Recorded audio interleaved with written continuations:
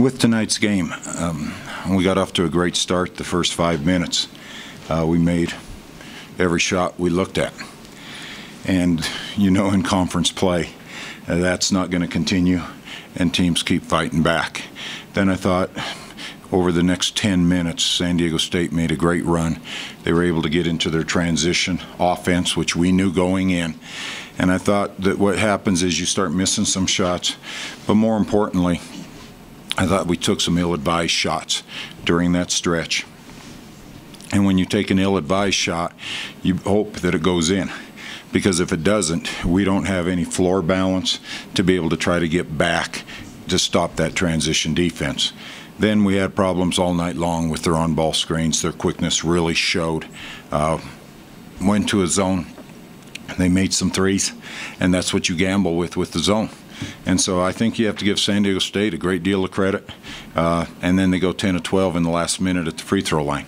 And so I think this is the first game we've played where the free throws have been reversed on us. We're usually shooting more free throws or making more free throws than our opponents take.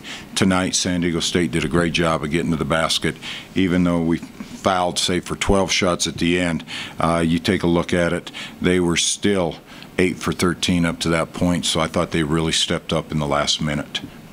Joe, is that kind of, hey, maybe the worst kind of team to face for you guys is that athletic team that likes to get to the basket? I think one of the issues you always have, the game of basketball or any sport, is about matchups. And some teams you match up better with than others, and this is a bad matchup for us.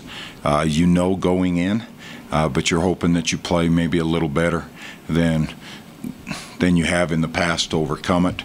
But I think San Diego State played very well, and that created issues for us. I thought Marta Gomez played extremely well tonight. For her first conference game as a freshman, she really hung in there, did a lot of good things for us. Natalie Baker played very well. You take a look at her numbers. So we got great production from our 4 and 5 tonight. They played at a very high level, and that's very positive for us moving forward to have a sophomore and a freshman play at that speed. We'll get an MRI done on Jordan Kelly tomorrow morning.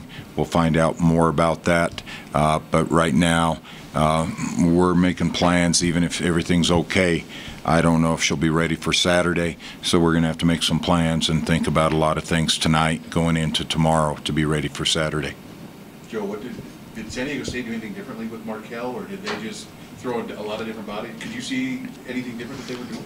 No, it's, you know, when you're a preseason player of the year and you're the go-to kid, you're going to be marked on everybody's scouting report. And, you know, I just think that they did a very good job of really making sure they bodied her, put a lot of pressure on her, and to some extent, that's why you see she had 11 assists. She still comes up with a double-double, and Marta made shots, Natalie made shots, but sometimes that's what you got to count on, is other people making plays when the focus is so heavily on you. It does look like Natalie's getting a little more comfortable, especially on her inside shots. It looked like she's starting to kind of feel it a little bit. Yeah, I'm very happy for Natalie tonight. You know, you're always disappointed in the loss.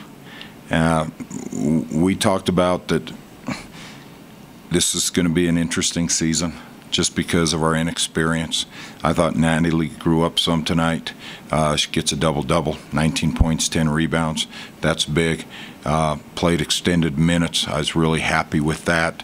And as I said, and for Marta. And then Liv Roberts was Liv Roberts. Gave us a very workmanlike 13 points, really works hard out there, has to be on the toughest opponent defensively, and did those things. And we just have to make sure that we maximize every transition down.